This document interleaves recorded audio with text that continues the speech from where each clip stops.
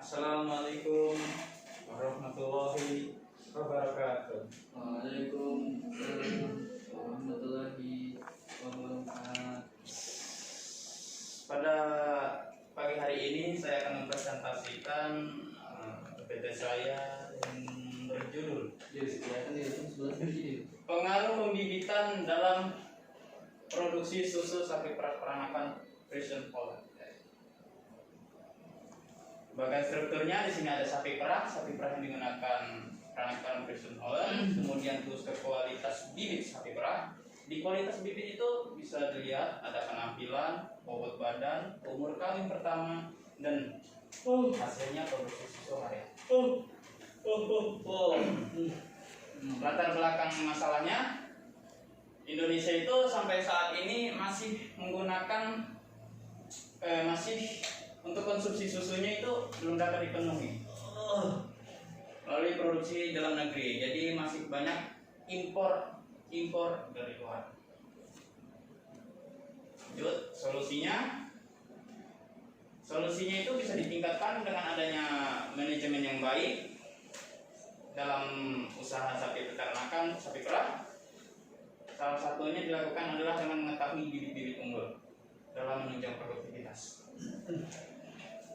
Hasil yang diharapkan diantaranya sapi peranakan Friesian Holland ini lebih tahan panas daripada sapi Friesian Holland dan mudah menyesuaikan pada iklim tropis dengan tidak mengurangi produksi susu maksimal. Materi dan metode penelitian ini dilaksanakan bulan Oktober hingga November tahun 2019 di kelompok ternak binaan Balai Perbibitan Gaul, Mangabuli, Kabupaten Wangandau. Metode yang digunakan dalam penelitian ini ada survei dan diskusi. Survei itu melalui dari kuesioner. Kemudian di diskusi itu ada metode namanya FGD, yaitu Forum Group Discussion. Ya, lalu ada pembahasan di sini sapi peranakan Friesian Holland atau PFH. Sapi peranakan Friesian Holland ini merupakan sapi perah hasil keturunan dari induk Friesian Holland yang dikawinkan secara alami maupun inseminasi buatan dengan FH. Kualitas sapi perah, kualitas bibitnya. Breed atau pembibitan dalam suatu peternakan itu sangat penting untuk diperhatikan karena pengaruhnya terhadap produktivitas ternak untuk berkepanjangan. Jadi ternak yang unggul itu dapat meningkatkan performa seperti produksi, kualitas susu, bahkan sampai peningkatan kinerja reproduksinya. Bibit yang baik dilihat dari penampilan serta dihasilkan oleh hubungan atau korelasi yang dekat antara pertumbuhan dan perkembangan, atau dengan kata lain korelasi antara bobot badan dan ukuran badan. Dari penampilannya bisa dilihat bibit yang baik itu dari mata lebar, moncong pendek, kepala halus, kepala tegak, ambing tumbuh baik, posisinya simetris, kemudian bagian kepala harus atraktif, yaitu halus, lubang hidung dan mulut besar, bahu harus kuat tetapi tidak kasar, berbahu menyayat. Punggung lurus mengindikasikan kokoh serta kuat.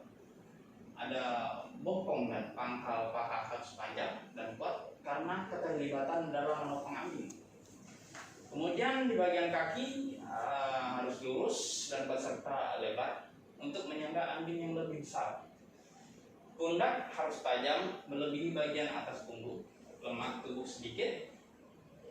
Kemudian untuk ambingnya yang baik itu cukup besar bentuknya, memanjang dari depan ke belakang, semakin ke belakang semakin baik, Semakin jauh semakin. Kemudian jumlah puting itu ada 4 kuartil. Untuk bobot badannya, standar yang ditentukan dari peraturan Direktur Jenderal Peternakan itu 300 kg untuk perahnya. Kemudian bobot badan ternak perah berkorelasi positif dengan produksi susu. Demikian juga volume ambing dengan produksi susu. Anak sapi yang bobot lahirnya besar mempunyai kemampuan pertumbuhan yang lebih baik dibandingkan dengan ternak yang bobotnya lahirnya kecil. Nah, lanjut untuk berumur perkawinan pertama. Kawin pertama seekor sapi perah tergantung pada dua faktor. Faktor ini dari umur dan bobot badan. Di Indonesia, sapi perah dapat dikawinkan pertama kali umur 15 sampai 18 bulan dengan bobot badan 285 hingga 300 kg. Kalau secara umumnya itu dikawinkan itu pada umur 16 sampai 18 bulan dengan bobot badan 300 sampai 325. Nah, ini ada sapi darah yang baru pertama kali melahirkan sering mengalami kelahiran yang tidak normal. Umur dan bobot badan ternak saat dewasa kelamin atau pubertas dipengaruhi salah satunya oleh faktor genetik. Lanjut, ada produksi susu sapinya. Produksi susu adalah kemampuan dari seekor individu sapi perah dalam memproduksi susu dalam sehari. Ternak yang lambat dewasa cenderung menghasilkan susu lebih banyak dibandingkan ternak yang tumbuh cepat. Karena proses pertumbuhannya itu untuk reproduksi atau produksi susunya, tidak untuk pertambahan bobot badan. Itulah mengapa kadang sapi perah itu bobot badannya lebih ringan ketimbang sapi pedaging. Kemudian ada produksi susu yang didapatkan berbeda karena status fisiologis serta genetik tetua yang diturunkan kepada anaknya. Jadi kesimpulannya, bibit yang baik itu didapat dari indukan yang baik pula, dan indukan yang baik itu diawali dari proses perkawinan yang tepat. Perkawinan yang tepat itu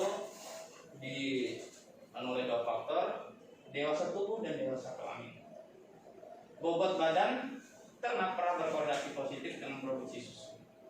Bibit yang baik dapat dilihat dari penampilan atau fisiknya. Kemudian untuk perkawinan yang tepat, sapi perah perangkat sekolah itu pada umur 16 sampai 18, kalau di Indonesia 15 sampai 18, dengan bobot badan 300 sampai 325, kalau di Indonesia itu 280 sekian sampai 300 kg. Ternak yang lambat dewasa cenderung menghasilkan susu lebih banyak dibandingkan ternak yang umurnya lebih besar.